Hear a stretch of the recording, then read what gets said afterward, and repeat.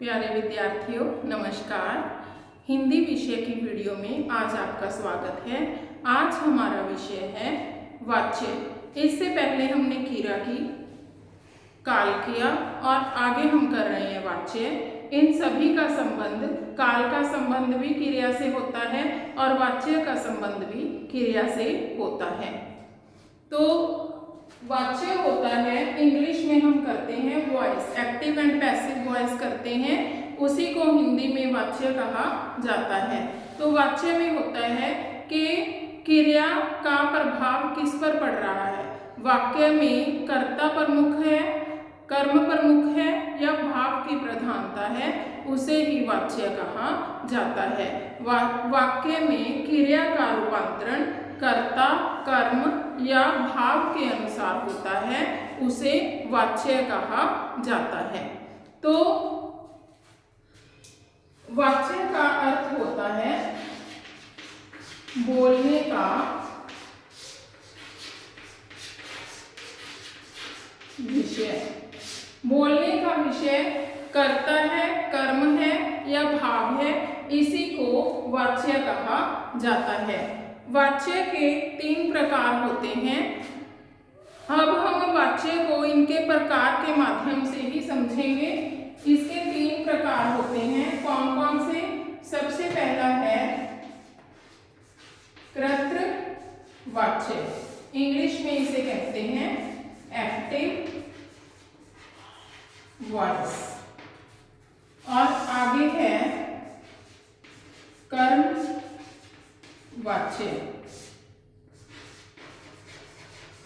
Passive voice और अंतिम है भाव वाच्य।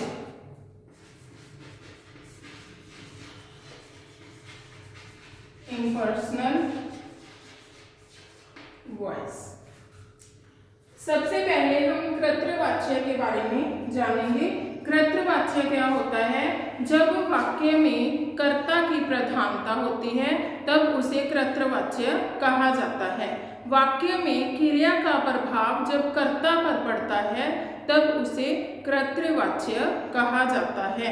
वाक्य में क्रिया का रूपांतरण जब कर्ता के अनुसार होता है। इस वाक्य में अकर्मक और सकर्मक दोनों प्रकार की क्रियाएं होती हैं, क्योंकि मुख्य कर्ता है। कर्ता अकर्मक में भी हो सकता है और सकर्मक में भी हो सकता है। जैसे राम पढ़ता है। अब इसमें कर्ता राम है और क्रिया पढ़ता है। क्रिया का प्रभाव किस पर पड़ रहा है? राम पर। राम भी पुल्लिंग है और क्रिया भी पुल्लिंग में ही है। अगर मैं कहूं सीता पुस्तक पढ़ती है। अब इसमें सीता, ये देखिए इसमें कर्म आ गया, कर्म भी आ गया, लेकिन इसका जो प्रभाव है वो किस पर पड़ रहा है? सीता पर पड़ रहा है। तो ये अकर्मक भी हो गई और सकर्मक भी हो गई और इसमें कर्ता की प्रधानता होने के कारण यह कृत्रवाच्य हो जाता है। तो जिस वाक्य में कर्ता की प्रधानता होती है उसे कृत्रवाच्य या एक्टिव वॉइस कहते हैं। आगे हम करते हैं कर्मवाच्य। कर्मवाच्य होता है जिसमें कर्म की प्रधानता होती है। कर्म हमेशा सकर्मक क्रिया में होता है। वाक्य में सकर्मक क्रिया होनी चाहिए, कोई ना कोई कर्म जरूर होना चाहिए। फिर उसमें क्रिया की जब प्रधानता कर्म पर पड़ेगी तब उसे कर्मवाच्य कहते हैं। और इसमें 2 शब्द से या के द्वारा ये लगे हुए होते हैं। ये अकर्मक और सकर्मक दोनों प्रकार की होती है। ये सकर्मक होती है और इसमें से या के के द्वारा शब्द लगे हुए होते हैं। जैसे सीता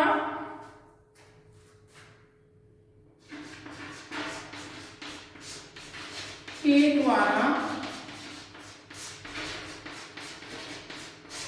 नाचा जा रहा है। अब देखिए इसमें आपको पहचान कैसे होगी कि ये कर्मवाच्य है। देखिए सीता क्या है, स्त्रीलिंग है, लेकिन इसका क्रिया जो है वो क्या है, पुल्लिंग में है। पुल्लिंग किसके अनुसार चेंज हुआ है, नाचा के अनुसार।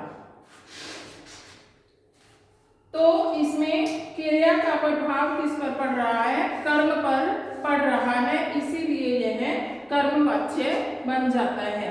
जब क्रिया का प्रभाव कर्म पर पड़ता है, क्रिया कर्म के अनुसार चेंज होती है, कर्ता के अनुसार चेंज नहीं होती है, तब उसे कर्मवाच्य कहा जाता है। तो जैसे राम द्वारा पुस्तक पढ़ी जाती है।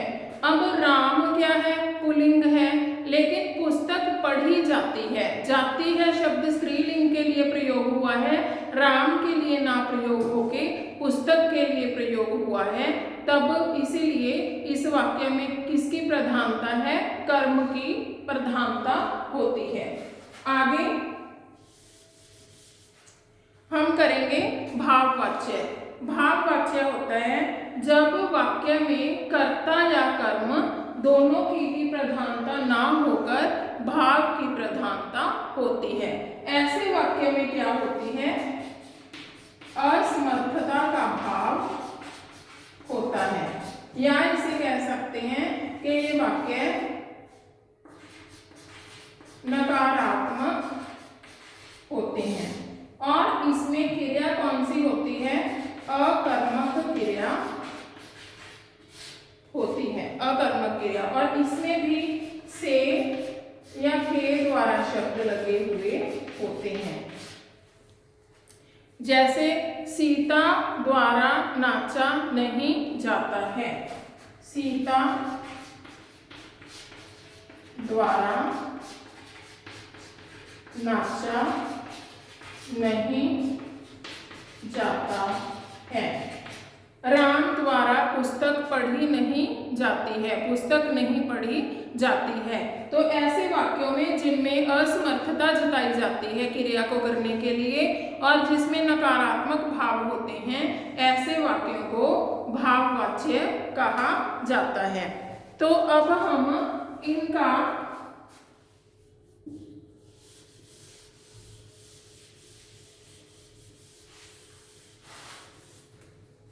वाच्य परिवर्तन करते हैं। वाच्य परिवर्तन, ये तीन भेद हैं, कर्तृ, कर्म और भाववाच्य। जब हम वाक्य को परिवर्तित करते हैं तब उन्हें हम किस प्रकार से करते हैं। सबसे पहला है कर्तृवाच्य,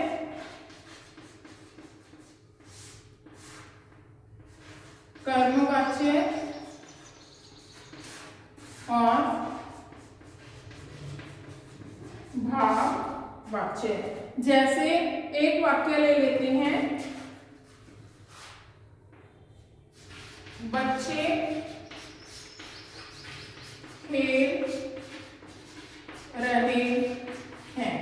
अब इस वाक्य में बच्चे क्या है, बहुवचन है और क्रिया भी किसमें है, बहुवचन में है। तो बच्चे कर्ता है और क्रिया का रूपांतरण भी कर्ता के अनुसार ही हो रहा है, इसलिए यह वाक्य क्या है, कर्तृवाच्य है। अब इसमें हम कर्म का, जब हम कर्म में इसका रूपांतरण करेंगे तो क्या है, बच्चों द्वारा खेला जा रहा है। अब देखिए इसमें क्रिया क्या है, रहा है, और इसका रूपांतरण किसके अनुसार हुआ है, खेला के अनुसार, बच्चों के अनुसार नहीं हुआ।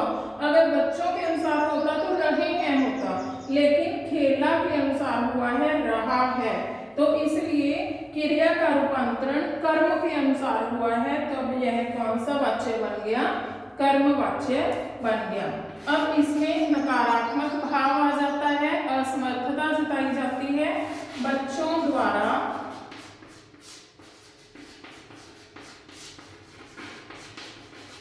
खेला नहीं जाता है। मैंने एक ही वाक्य को इसीलिए रूपांतरित करके बताया है क्योंकि आपको अच्छी तरह से समझ में आ जाए कि कर्तृवाच्य में किसकी प्रधानता होती है, कर्मवाच्य में किसकी और भाववाच्य में किसकी प्रधानता होती है। तो प्यारे विद्यार्थियों, हम ये जो वाच्य का टॉपिक है, अगर हम इसको इंग्लिश के एक्टिव और पैसिव वॉइस के माध्यम से करते हैं तो ये और भी आसान हो जाता है, क्योंकि इंग्लिश में भी ये टॉपिक बहुत होता है और पंजाबी में इसे वाच कहा जाता है। वाच इंग्लिश में वॉइस और हिंदी में वाच्य। बहुत ही आसान टॉपिक है। इसके 3 भेद होते हैं। इसी भेद का ही हमने रूपांतरित करना होता है। क्रिया का रूपांतरण कर्ता के अनुसार है, कर्म के अनुसार है या भाव के अनुसार है, इसी को हमने देखना है। प्यारे विद्यार्थियों, मुझे आशा है कि आज का ये वीडियो आप सभी को बहुत अच्छा लगा होगा।